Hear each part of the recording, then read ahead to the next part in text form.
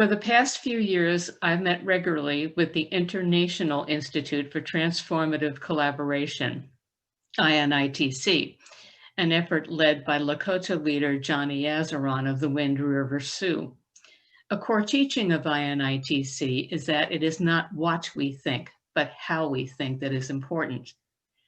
For example, in the Western tradition, the animals, plants, air, water, and soil are resources to be used. In the book of Genesis, God gives man dominion over all other things on earth. When dominion over resources is how we think of the world around us, we use them for our benefit without regard to our impact on those resources. The concept of dominion over leads us to see resources as property, something that can be owned privately. The owners of the property have the God-given right to do with that property what they choose. A different way of thinking about our relationship to the planet and to one another is embodied in the seventh principle of the covenant among our UU member congregations. We affirm and promote respect for the interdependent web of existence of which we are a part. We refer to existence, not to an all-powerful creator. There is no mention of dominion, removing humankind from the top of a hierarchy and putting us on the same level as everything else. Every human, animal, plant, the air, water, and soil are all linked together. When an interconnected web is how we think of our environment, we understand that when we touch any part of the web, all parts of it are impacted, including ourselves. Webs are fragile. When dealing with a web, we need to take care in how we interact with it. If we understand our Earth is fragile, we are more cautious in how we use it than when we see it as a collection of resources put here for our benefit. A third way of thinking from the Lakota and other Native American nations is captured in the phrase, all my relations. Many Native Americans will refer to other beings as people, the tree people, the fish people. They speak of Mother Earth and Father Sky and relate to them as such. Regarding animals, plants, air, water, and soil as part of our family leads us to regard them very differently. There is a reciprocity based on relationship that does not exist in dominion or even in a web. Respect and gratitude are given to the plants and animals that sustain us, acknowledging that these give their lives for us. If other beings are part of our family, do they have the same rights as human members of the family? New Zealand, for example, has given the Wanganui River the legal status of a person. The idea of animals, plants, water, and soil as having rights is indeed a very different how to think compared to webs and hierarchies. In Braiding Sweetgrass, Dr. Robin Wald Kimmerer, PhD, and a member of the Potawatomi Nation writes, recognition of the personhood of other beings asks that we relinquish our perceived role as masters of the universe and celebrate our essential role as an equal member in the democracy of all species. We are surrounded by teachers and mentors who come dressed in foliage, fur, and feathers. There is comfort in their presence and guidance in their lessons. For Dr. Kimmerer, the findings of science validate Indigenous knowledge. I share Dr. Kimmerer's credentials because our Western tradition emphasizes credentials over lived experience and traditional knowledge. A challenge for us as we face the problems created by climate change is whether we are willing to listen to people we have long regarded as not being expert, and perhaps being open to non-human teachers as well.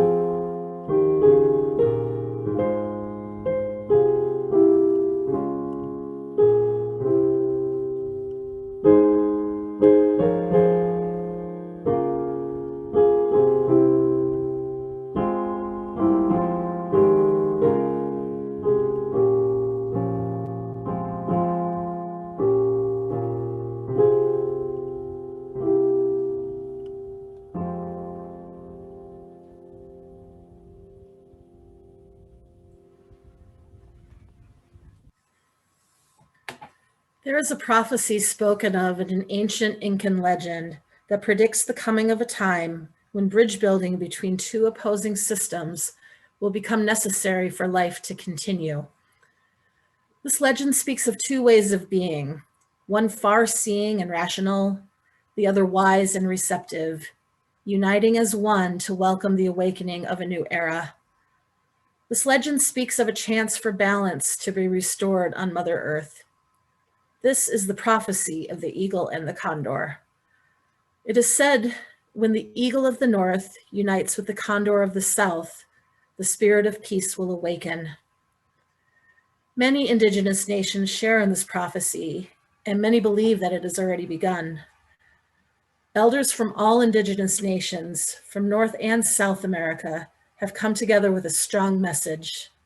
It's time to stop and listen to that message, because we have a choice to make. Over the past few weeks, our congregation has been studying and coming to grips with the harm that has been done by 400 and more years of colonization, by the doctrine of discovery, and by the concept of manifest destiny. Not only the harm caused by the genocide and systemic attempts to remove indigenous peoples from this earth, but also the harm the actions of manifest destiny, capitalism, and greed that are supported by the doctrine of discovery and colonization have caused and continue to cause to the earth. These two are deeply, deeply connected. It's no secret that Mother Earth is hurting and that human behavior has caused that hurt. It's no secret that there are some governments around the globe that have been making efforts to either combat the effects of this human behavior by legislation, treaties, and action, and that there are some that have been maintaining the old ways of doing things that continues harming the very air we breathe. It's time to stop and be still and to listen to the voices of the indigenous people.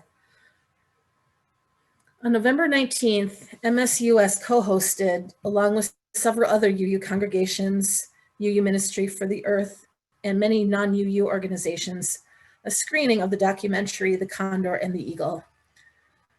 This film takes us on a journey throughout the Americas to key locations that are experiencing tremendous harm from the effects of the oil industry. If you have not seen it yet, I highly encourage you to. In fact, I implore you to.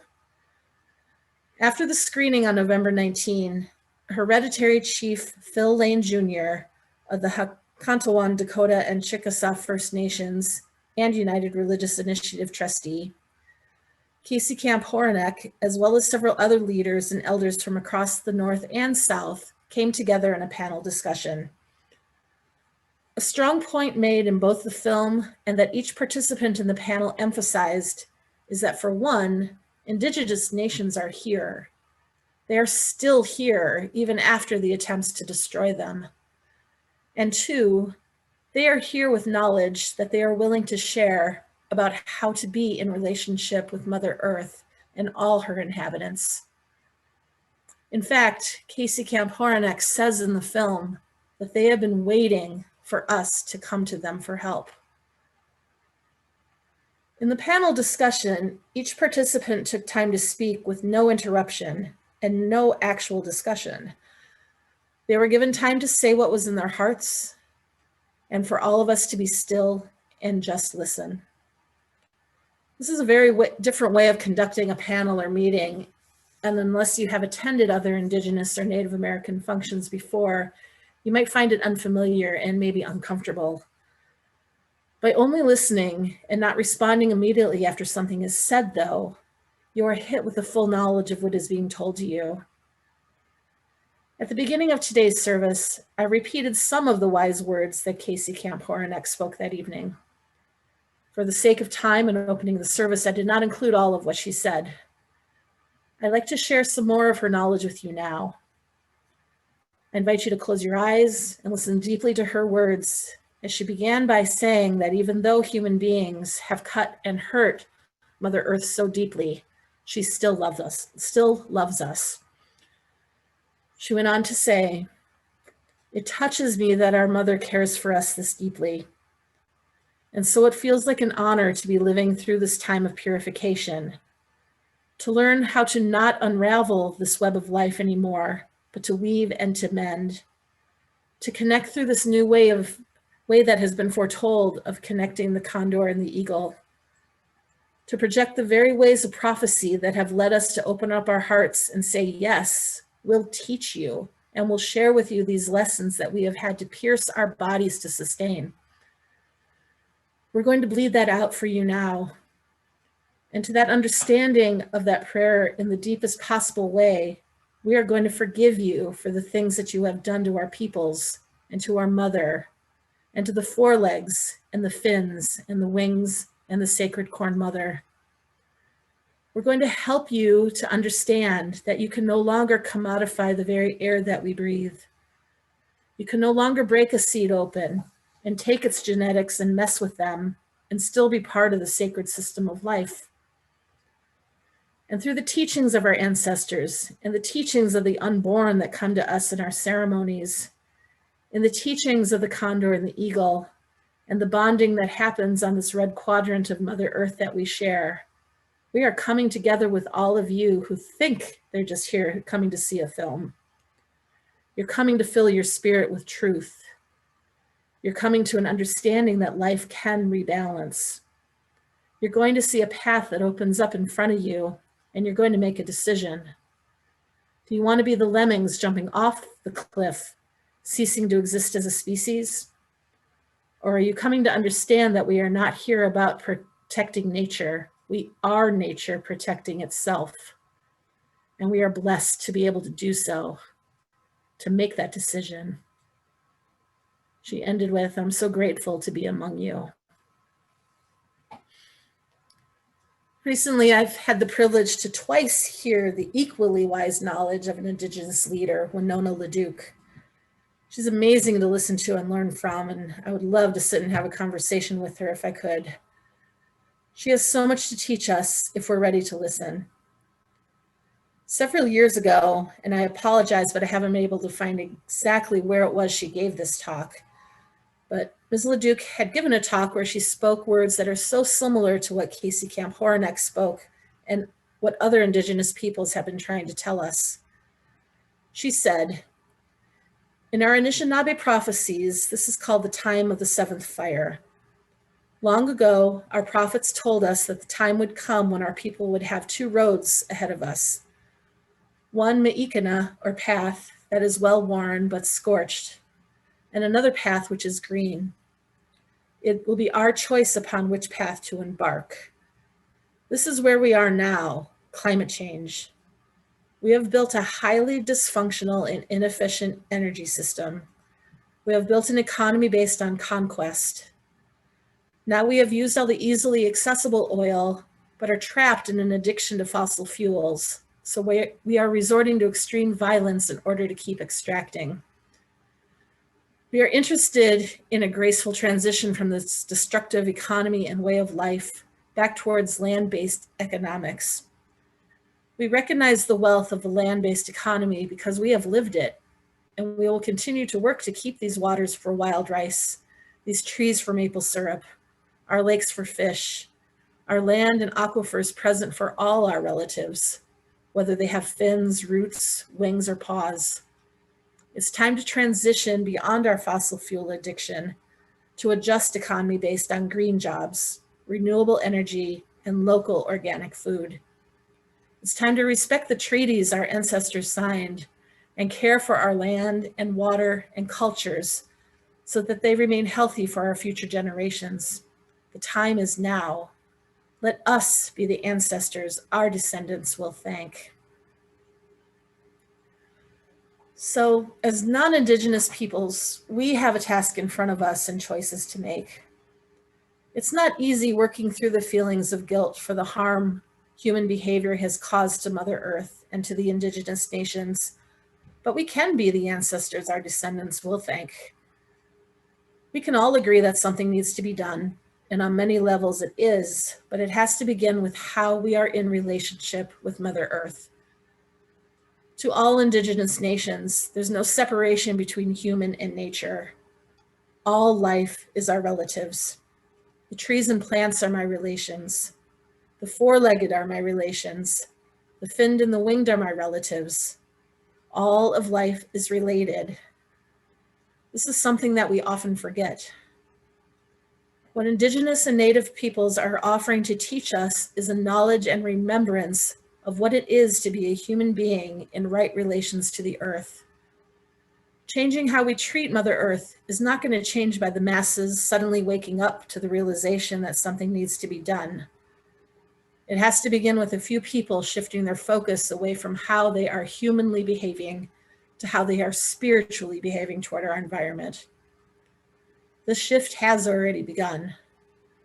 To heal Mother Earth, we have to accept that she loves us. We have to love her in return. We have to love this land and all who are alive upon it.